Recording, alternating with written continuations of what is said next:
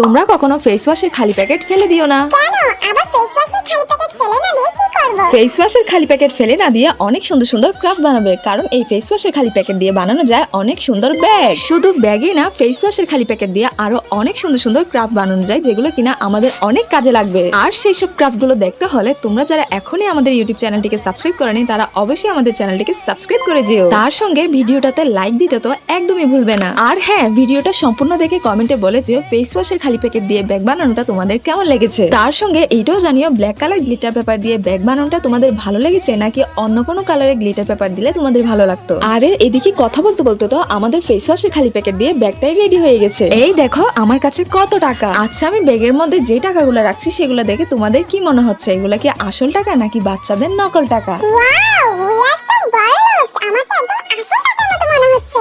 আর face ওয়াশের ব্যাগটা